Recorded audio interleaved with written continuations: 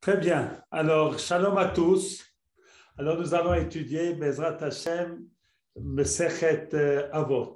Une Mesechet, un traité magnifique, peut-être essentiel. Et peut-être en introduction, j'aimerais rapporter l'enseignement du Tiferet Israël. C'est un des commentateurs essentiels de la Mishnah. Nous allons étudier ces Mishnayot, en particulier avec les commentateurs les plus classiques, Barthénoura, Tosfot Yom Tov, Tiferet Israël. Ils ont énormément de belles choses. Et alors, nous allons nous régaler de ce que nos anciens nous ont expliqué.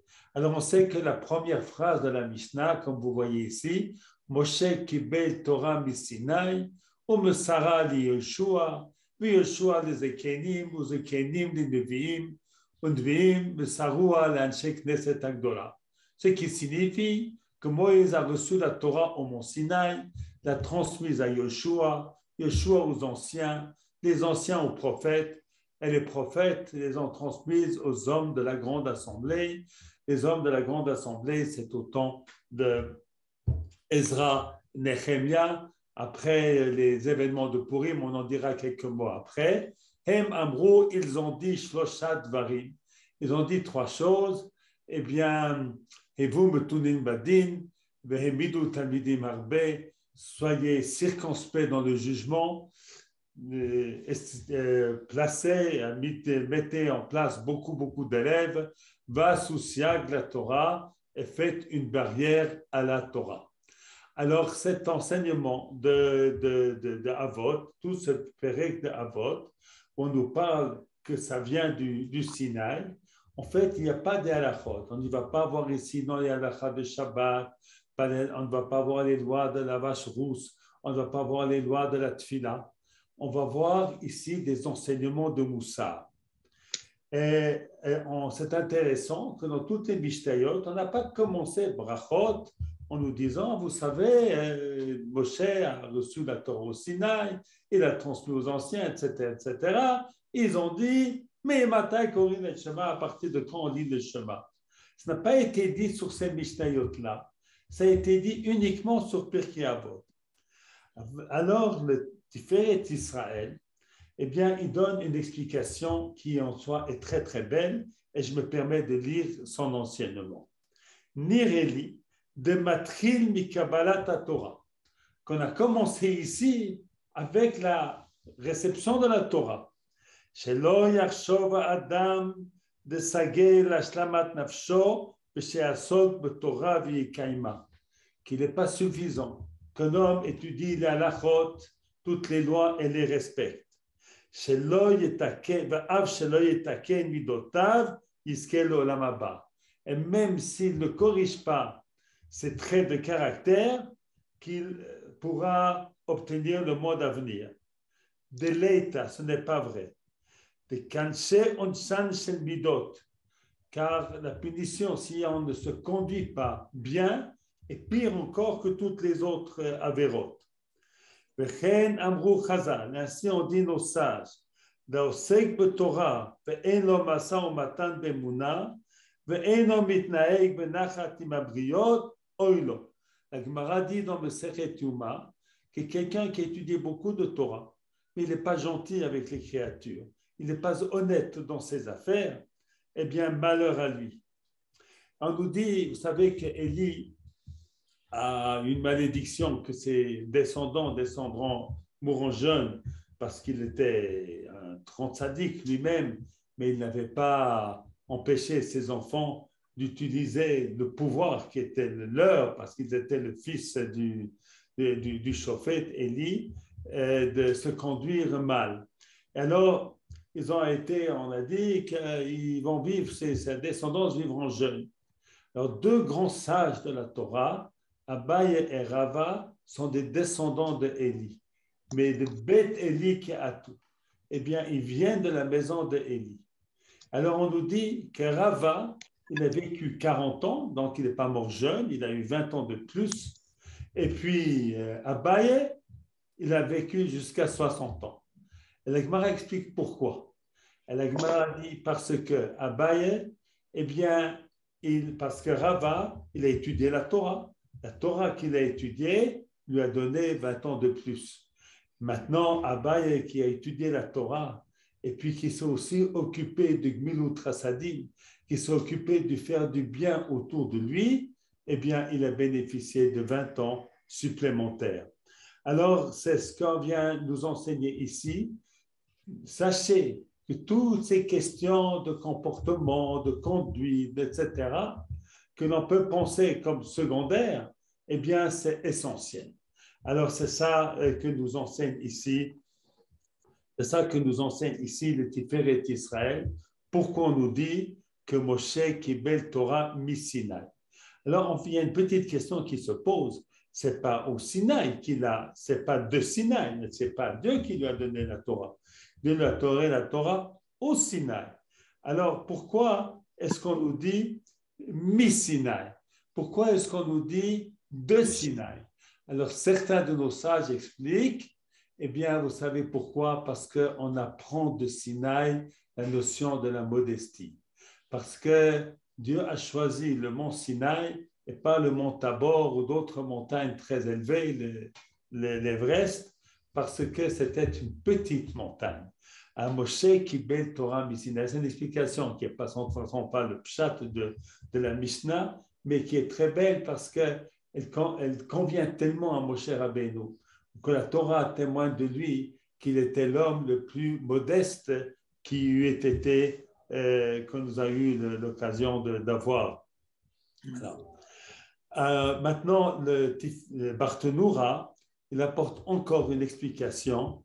Pourquoi est-ce que cette Mesechet qui parle des qualités, qui parle du caractère, qui parle de la conduite, pourquoi? Eh bien, est-ce qu'on nous dit que ça vient du Sinaï? Alors, je vous lis dans les mots du Barthénoura.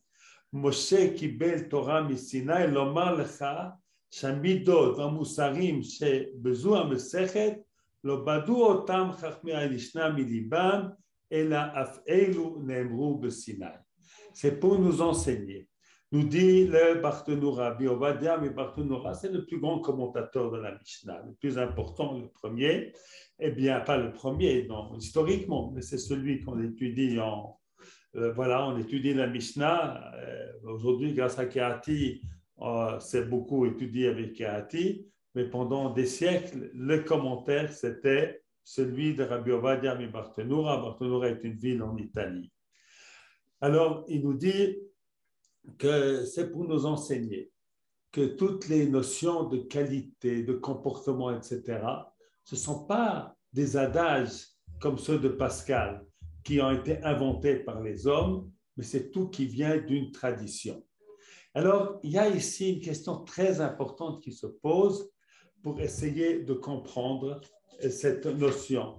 Ça vient du Sinaï et pourtant on nous dit, ce tel Rav a dit, ce tel Rav a dit, ce tel Rav a dit. Eh bien, si ça vient du Sinaï, ce n'est pas eux qui ont dit, c'est Moshe Rabbeinu qui nous a dit au mont Sinaï.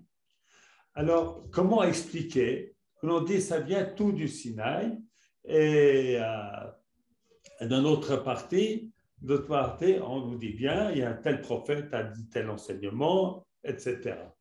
Alors, pour comprendre la chose, eh bien, il faut faire un mashal, il faut faire une parabole.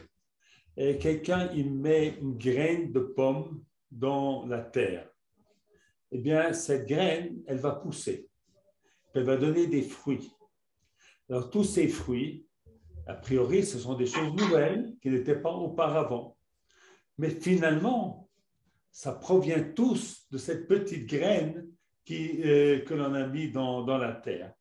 Et c'est ainsi que les paroles de la Torah, les mots de la Torah, eh bien, ils renferment en potentiel des forces extraordinaires. Et ce sont les sages de tous les temps. Il y a même une Gemara qui nous dit, même ce qu'un élève vatique va être un élève dans bien longtemps, dans une yeshiva, je ne sais où, eh bien, va faire un chidouche, va donner une belle explication. C'est là où ça a été donné au Sinaï. Eh bien, c'est parce que tout, finalement, est un fruit. Ce n'est pas que nous avons deux Torah. Nous avons la Torah écrite et puis la Torah de nos sages. Deux Torah. Il y a deux Torah. Non, ce n'est pas deux Torah. C'est une Torah. C'est une Torah dont l'une provient de l'autre, mais pas une Torah différente.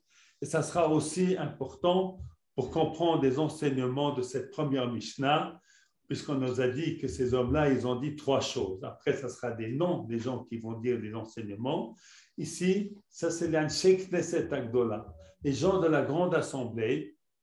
Alors ici, dans le texte qu'on m'a apporté ici du Kahati, eh bien, il y a c'est très joliment expliqué qui sont ces Anshei Knesset Agdola. Alors on peut lire ici que Shehitir Koresh Melech Pras leYehudim lashuv la'artzam, lorsque Koresh, eh bien, il a autorisé les Juifs à entrer dans leur pays, Enik lahem autonomia, il leur a donné une certaine autonomie, Ve'anahel batzma minyanei hamedina apnimiyim, de pouvoir régir les questions internes.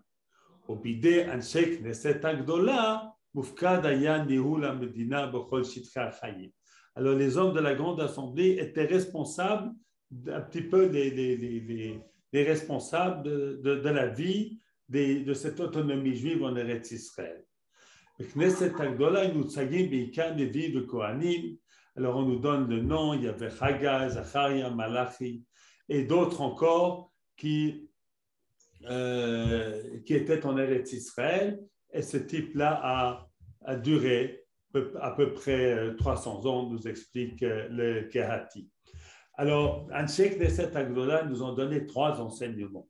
On nous donne que ces 3 enseignements, eh bien, on va essayer de comprendre leur importance, puisque c'est ce qu'on rapporte d'eux. Ça doit être superbement important. Alors, ils nous ont dit 3 choses. Ils nous ont dit, premièrement, et vous me tunim badin. Eh bien, soyez circonspects dans le jugement.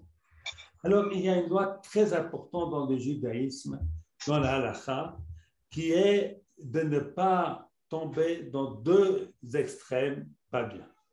L'un s'appelle Inouï Hadin, c'est-à-dire que le jugement attend des jours, des mois, des années parfois. Alors, ça s'appelle Inouï Hadin. Il a une obligation dans la halakha d'être rapide, de donner les décisions rapidement, parce que lorsque les personnes qui sont en dispute, eh bien, ils sont en dispute, eh bien, peut-être qu'ils vont devoir avoir une punition, peut-être qu'ils vont, eh bien, leur vie n'est pas une vie tant qu'on ne sait pas quel est le résultat, s'ils vont être innocentés, s'ils vont être coupables. Alors, il y a une halakha qui est d'interdire Inouï Hadin. Eh bien, vient le Anshei Knesset Agdola, il dit c'est vrai qu'il ne faut pas faire Inouï Hadin, que c'est vrai qu'il ne faut pas faire attendre. Mais d'un autre côté, il ne faut pas non plus être trop rapide.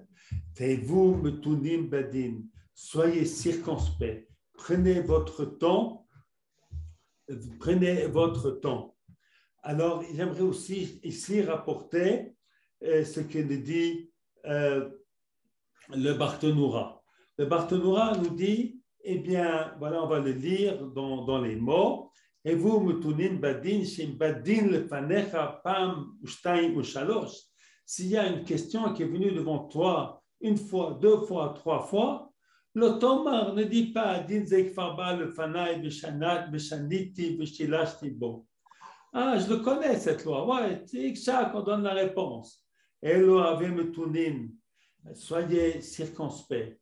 Peut-être la situation n'est pas la même qu'une situation qui vous semblait tout à fait semblable. Alors, Barthénoura, lui, eh bien, il a élargi. Badin, ce n'est pas seulement dans le jugement, lorsqu'il y a 2 personnes qui viennent et se disputent, eh bien, il a élargi cela, Badin, dans toute loi, dans toute halakha. Il faut toujours prendre son temps avant de répondre. Ne pas dire que, voilà, ça, j'ai déjà vu 1000 fois, eh bien, voilà, c'est comme ça. Prends ton temps. Peut-être écoute la personne qui te pose la question. Peut-être que c'est un cas un petit peu particulier, différent du cas précédent. Ou peut-être ce que tu as fait toujours, c'est peut-être pas toujours juste. Peut-être c'est le moment de réfléchir à nouveau. Alors, il y a cette notion très importante d'être matoun bedin. Alors, c'est particulièrement important pour les Anshe Knesset Agdola. On va expliquer pourquoi. Parce que les Anshe Knesset Agdola vont faire beaucoup de règles. Il y a les takanot d'Ezra, ce qu'Ezra a institué. Nous vivons, notre vie des Juifs aujourd'hui est basée essentiellement par ce qu'ont institué les gens, les sages de la Grande Assemblée. Les 3 prières par jour, la prière de Minyan, Ezra, le Kriyat Torah. Et vraiment, notre vie, elle est en vivant avec les takanot des sages.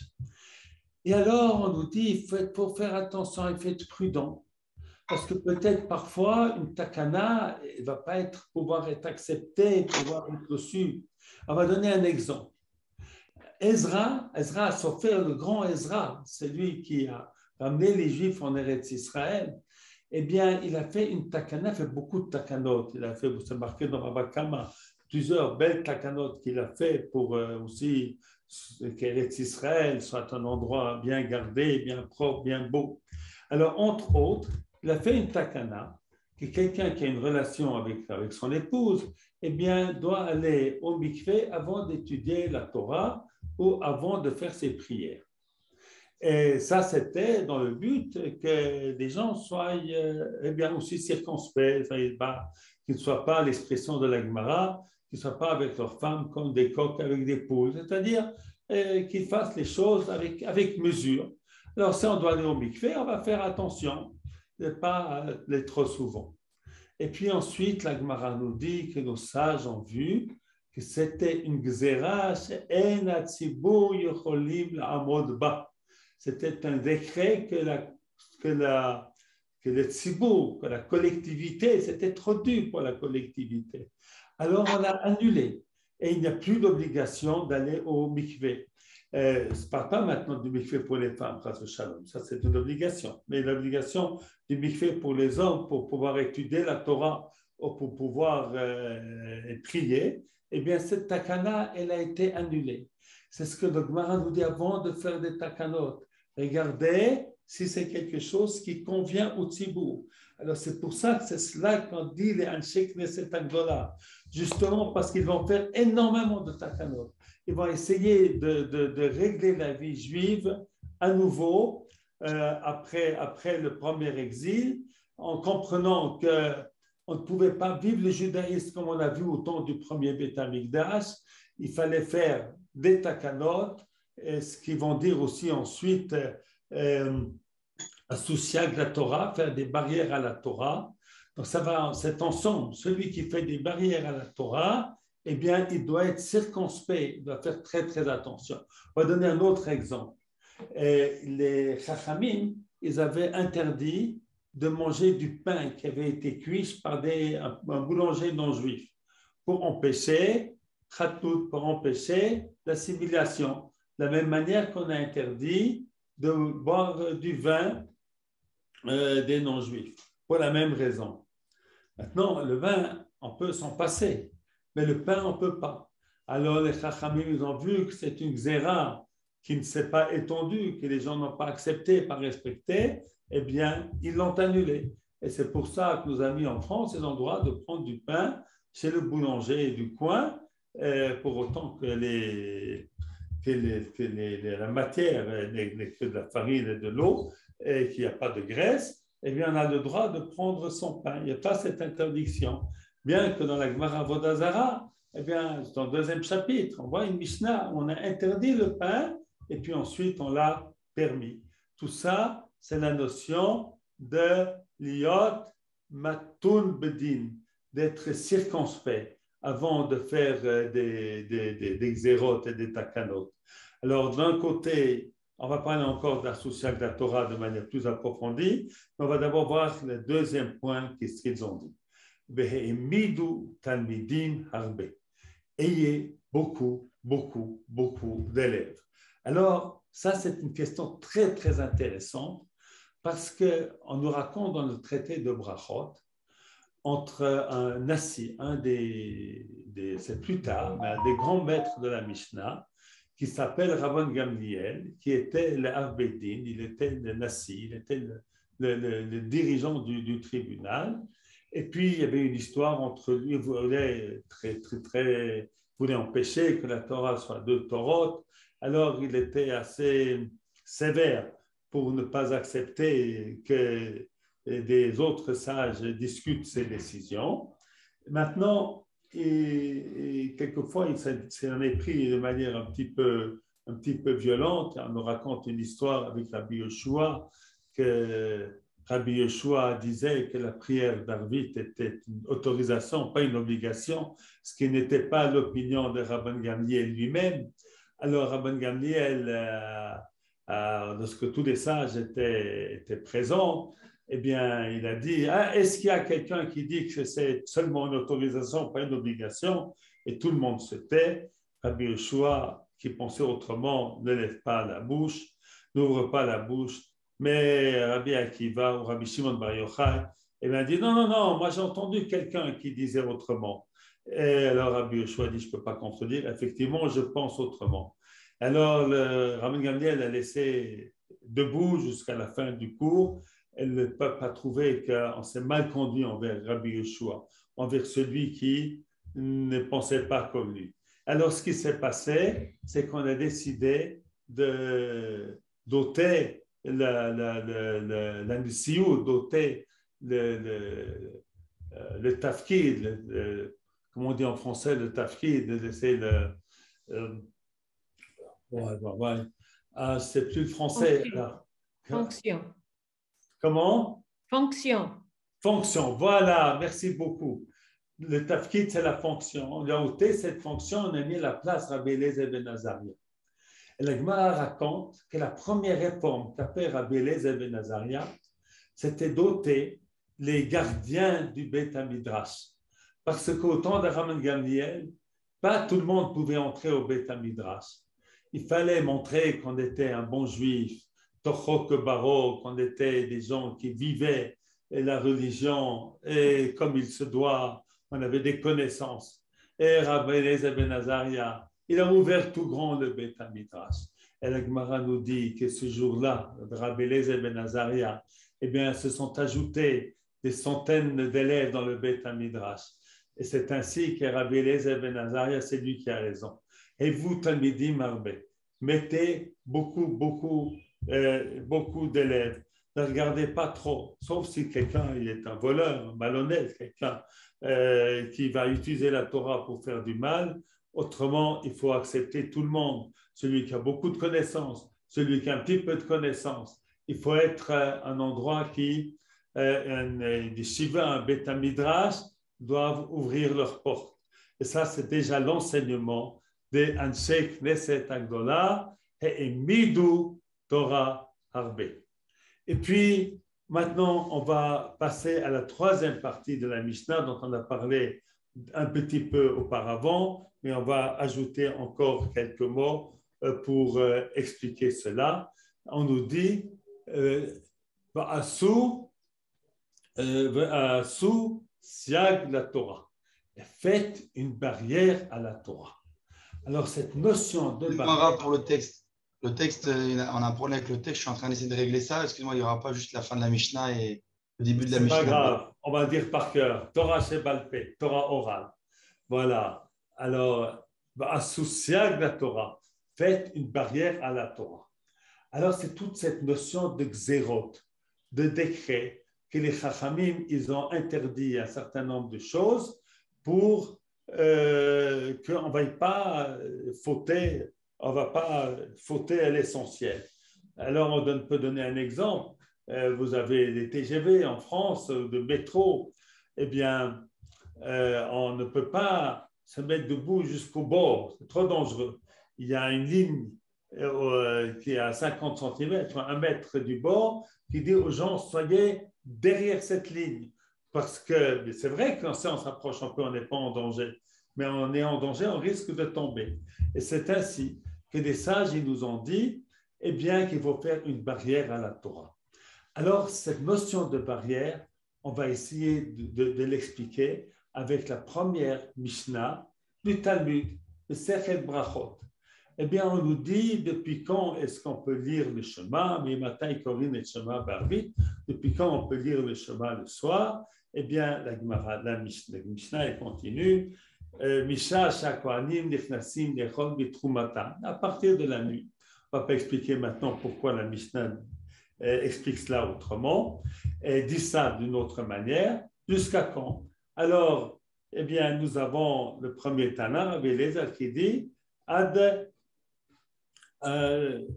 Sof Ashmura Rishona, les tiers de la nuit. La Torah nous dit B'Shor B'cha. B'Shor B'cha, c'est lorsqu'on va se coucher. On va se coucher au début de la nuit. Et voilà. Et les Chachamim, Rabbi Gamliel dit jusqu'au matin, et les Chachamim disent jusqu'à minuit. Et la Gemara nous rapporte que les fils de Rabbi Gamliel sont arrivés à un repas un petit peu méché.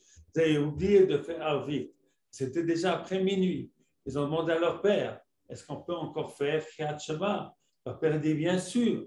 Même les sages qui ont dit que c'est jusqu'à minuit, ils sont d'accord avec moi sur le principe. C'est que B'Shor B'cha, lorsque tu te couches, c'est lorsque l'on dort, c'est-à-dire c'est toute la nuit. Mais simplement, ils ont fait une barrière de dire Kriyat Shema jusqu'à minuit. Alors, pour comprendre cette barrière, eh bien, on va rappeler ce que la Gemara dit un petit peu plus loin. La Gemara dit, celui qui ne respecte pas les lois de nos sages, Chayav Mita. Ouais, très dur comme expression. Alors, pourquoi? Alors, la Gemara dit, voilà, c'est pour empêcher la chose suivante. Que quelqu'un, il vient du travail et il se dit, ben, je vais manger un peu, je vais boire un peu, et puis je vais dormir un peu, et ensuite je vais faire Kriyat Shema et la Tfila. Et qu'est-ce qu'il arrive? Il arrive qu'il s'endort et qu'il oublie de faire Kriyat Shema et Tfila. Mais il faut faire autrement. Alors, comment est-ce qu'il faut faire? Lorsqu'on revient du travail, alors on s'attendait que la Gemara va dire, lorsqu'on revient du travail, il faut faire Kriyat Shema et puis la Tfila, et ensuite on va manger, boire et dormir. Mais la Gemara ne dit pas comme ça. La Gemara dit, et lorsqu'il revient du travail, eh bien, si c'est étudier un peu de Torah, il étudie un peu de Torah, un peu de Mishnah, un peu de Mishnah, un peu de Gemara, un peu de Gemara, et ensuite, il fait Kriyat Shema et Tfila, et ensuite, il prend son repas, il fait Birkat Hamazon. Alors, ce n'est pas parallèle. On a rajouté plein de choses. Eh bien, ça explique ici le sens des Xerot Chachamim. Les Chachamim, ils ont compris que lorsqu'Hachem nous dit qu'il faut faire Kriyat Shema, ce n'est pas simplement que je dois lire le Shema, c'est que je dois comprendre ma vie autrement. Je dois comprendre, c'est marqué dans le Shema, qu'il faut étudier la Torah. Je dois comprendre que, alors il y a une loi qui donne le minimum. Cet minimum, c'est on peut faire toute la nuit. Mais dans la réalité de la volonté de la Torah, nous dévoilent les sages, et c'est ça les barrières que font les sages.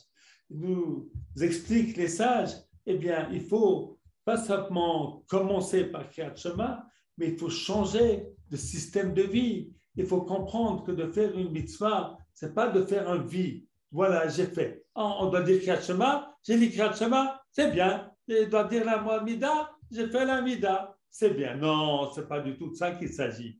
Il s'agit de dire Kriyat Shema avec son cœur, c'est-à-dire de faire la Tfila avec son âme.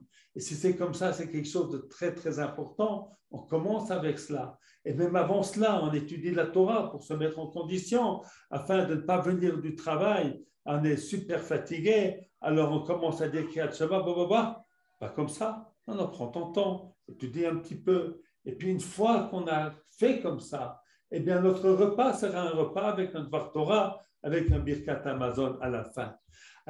Alors c'est ça qu'il faut comprendre, que les barrières de la Torah de nos sages, eh bien, ce ne sont pas simplement une barrière empêchée, mais c'est beaucoup plus profond.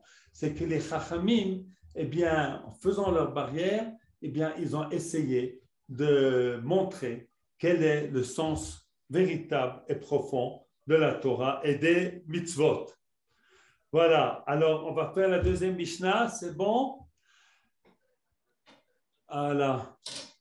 Pour la deuxième Mishnah, j'ai toujours pas réglé le problème du texte, alors il manque le début de la Mishnah. Est-ce que vous voulez que moi je peux vous le donner, hein? Je peux le donner le texte. Après, à Mishnah Gimel, il n'y a plus de problème apparemment. Donc, Oui, mais ça ne va la pas Mishnah faire Bet, beaucoup plus que voilà. ça. Bon, en fait, je devrais Bet, pouvoir. si vous l'avez, Rav, vous pouvez la dire oralement. Bon, je vais dire oralement, ouais, bien sûr. Shimon Hatzadik aya misharei Knesset Agdola. Alors, Shimon Hatzadik était un grand prêtre et il était des derniers survivants des gens de la grande assemblée. Ouaya Omer, il a donné un enseignement. Ashlosha Dvarim Haolam Omed. À la Torah, à la Avoda, à Gemilut Chassadim. Un enseignement d'une extrême importance, celui de Shimon Hatzadik, et je crois que lui aussi, il représente toute la Knesset Agdola. Alors, j'ai vu un commentaire de Rabbeinu Bechaye sur cette Mishnah, avant de prendre le commentaire du Barthénoura, qui est très important, très beau. Eh bien, on va rapporter l'enseignement de Rabbeinu Bechaye Pekuda. Eh bien, lui, il donne une explication qui est très importante. Il nous dit, voilà, une personne, on a trois relations. On a une relation avec Dieu, on a une relation avec nous-mêmes, et nous avons une relation avec notre prochain.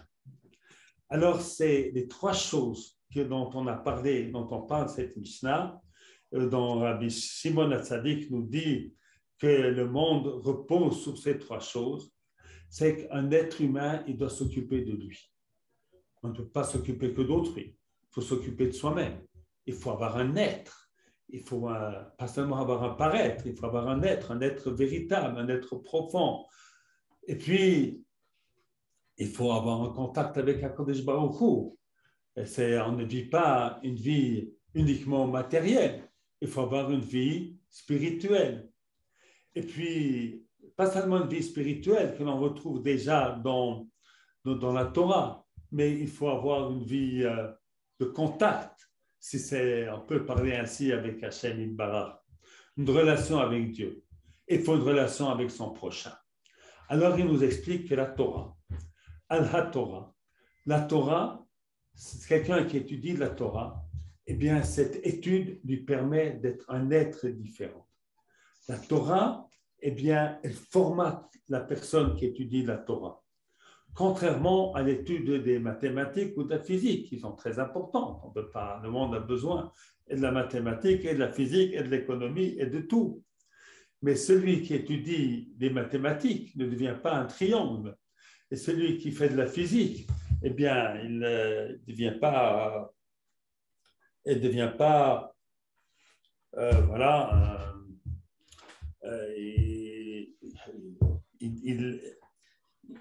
il décrit ce qu'il voit, mais ça ne change rien à son être. Tandis que celui qui étudie la Torah change l'être de la personne. Nous ne sommes pas les mêmes avant d'étudier la Torah et après étudier la Torah. Et c'est ainsi que la Torah, c'est ce qui permet, voilà l'enseignement de Rabbeinu Bechaye, qui nous permet d'être nous-mêmes. Et puis, Avoda ici, la plupart des commentaires disent que c'est Avodat Hamikdash, c'est la prière, ce sont les sacrifices, c'est-à-dire la relation avec Dieu. C'est-à-dire que l'homme, eh bien, il doit ressentir, c'est un travail très, très, très difficile, la prière. Un travail très difficile parce qu'on n'a pas accès à l'inaccessible. Eh bien, la prière, on parle à Hachem comme s'il était là. Donc, il est là sans être là. Quand on dit dans la prière, on nous dit dans les trois premières bénédictions de toute tfila, eh bien, elles sont très joliment construites. La première bénédiction nous dit Elokeinu Elokei Avoteinu Elokei Abraham Kei Yitzchak Elokei Yaakov. Elle nous dit voilà, de quel droit je m'adresse à toi, Hachem? Ah, j'ai du Yichus. Je suis descendant de HaKadosh Baruch Hu, d'Abraham, Yitzchak et Yaakov, qui ont été très, très, très fidèles à toi. Alors, tu m'écoutes? Ouais, très bien. Ensuite, deuxième bracha, tu es à ta Gibor. Nous explique les Mekoubalim, Gibor, qu'est-ce que ça veut dire? Ça veut dire qu'il est fort, c'est-à-dire que la Midat à Rachamim, eh bien, la mida de charité, eh bien, elle domine la mida de rigueur. Tu ressuscites tes morts. Rav Loshia, tu sauves. Mashibaruach, tu donnes la pluie.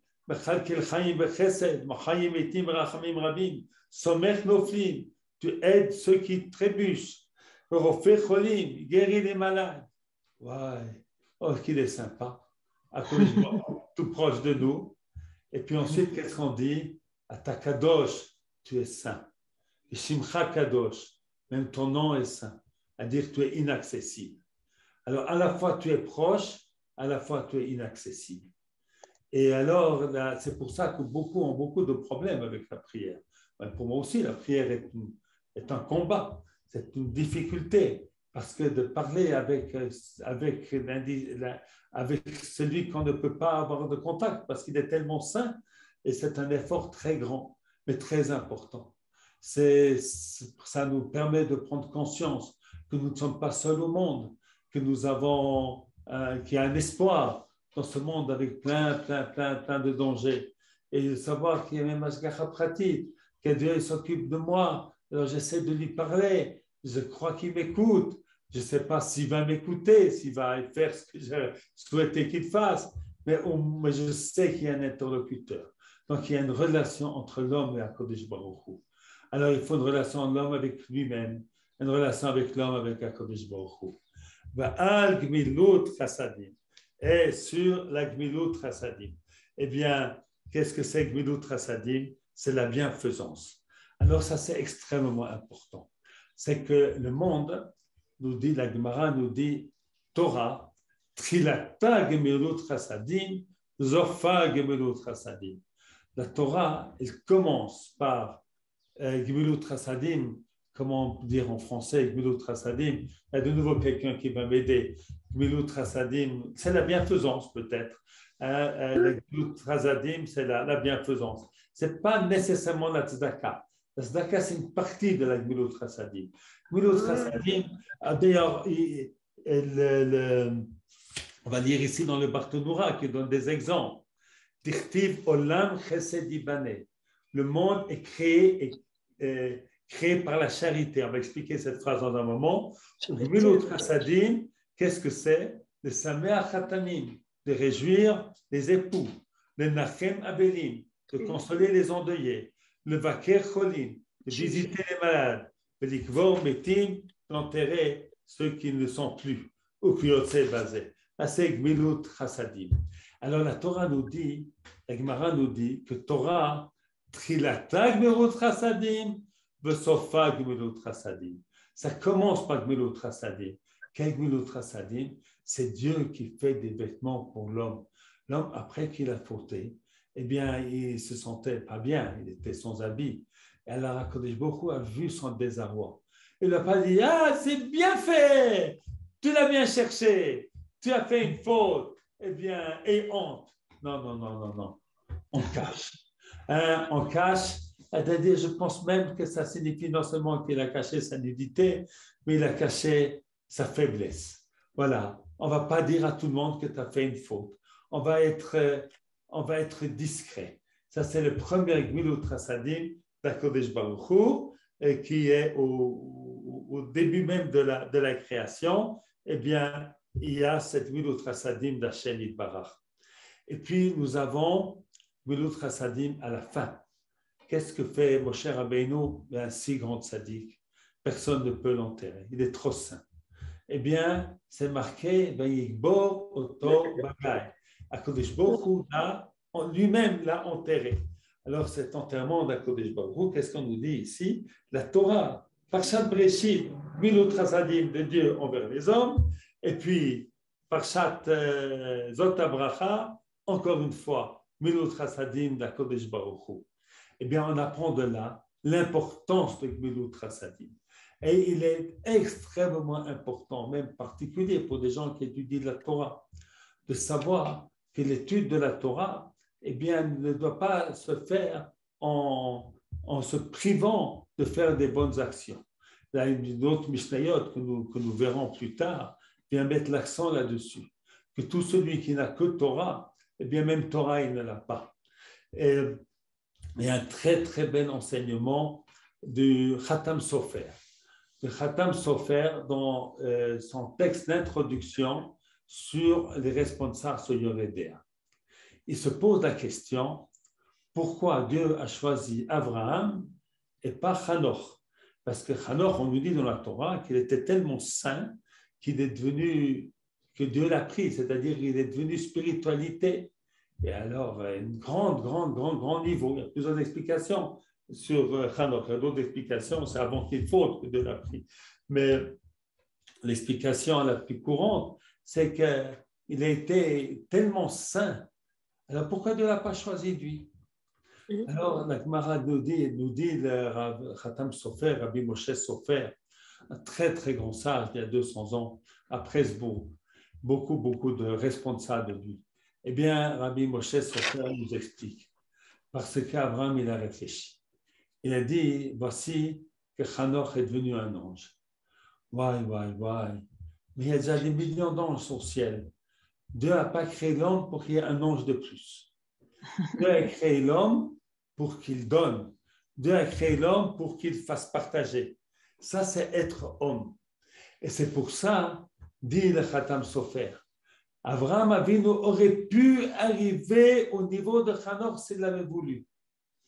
Mais il a renoncé à ce haut niveau. Pourquoi? Parce qu'il a compris que ce que Dieu demandait de lui, ce n'était pas simplement de faire, de s'occuper de son être à lui, mais c'est d'être quelqu'un qui a une influence sur le monde. Et c'est pour ça que Moshe Rabbeinu, Abraham Avinu a été choisi, parce qu'il a compris que d'être homme, ce n'est pas d'être seulement pour soi, c'est d'être aussi pour autrui. Alors ça, c'est les trois piliers sur lesquels le monde repose. C'est se compléter soi-même, parce que si soi-même si on n'est rien, on ne peut pas ni prier à Dieu, ni faire Gmilut Chassadim, ni faire de la charité. Mais en fait, ce sont les trois piliers sur lesquels le monde tient. C'est-à-dire, si vous ôtez un des piliers, vous prenez une chaise avec 3 pieds, ça peut encore tenir. Mais avec 2 pieds, ça ne peut pas tenir. C'est impossible. Ça ne tient pas debout. Alors, c'est de bien comprendre que les 3 sont nécessaires. Le monde, il tient sur les 3. On ne peut pas cet asphyter de ne faire que l'un des 3. Et la Gemara nous dit, c'est-à-dire de faire que avoda sans Torah, eh bien, on risque de se dévoyer parce qu'on ne saura pas ce qui est permis, ce qui est bien, ce qui ne l'est pas, ce qui est juste, ce qui n'est pas juste. On ne peut pas se fier à son pifomètre pour savoir ce qui est bien et ce qui ne l'est pas. Alors Dieu nous a donné la Torah, cette révélation extraordinaire qu'il y a eu au mont Sinaï, qui nous permet d'avoir une vision de ce qu'il faut faire et aussi parfois de ce qu'il ne faut pas faire. Et puis, mais évidemment, d'avoir que Torah, ce n'est pas vivre encore. Alors il y a Avoda, le service de Dieu, cette relation verticale que nous avons avec HaKadosh Baruch Hu, qui va dans les 2 sens. On s'adresse à lui et puis lui nous répond comme il veut, comme il pense. Il n'est pas, c'est le bon Dieu. Et c'est lui qui décide. Ce n'est pas nous qui descendons pour lui. Et puis Gemilut Chassadim. S'il n'y a pas Gemilut Chassadim, tout Torah et Avoda n'ont aucun sens. N'ont aucun sens. La plus forte raison, si j'avais vu d'ailleurs quelque chose, un très beau texte de Barthénoura, là. Je vais essayer de voir si je le retrouve. Non. Ok. Rav, il y a une question. Oui. Madame Garibaldi, est-ce que le 4e pilier, ce ne serait pas le secret? Je vous laisse à chacun décider quel est le 4e pilier. Chacun peut ajouter des piliers tels qu'il pense. D'accord? Voilà. Alors, je crois qu'on a fini pour aujourd'hui. S'il y a d'autres questions, c'est avec plaisir.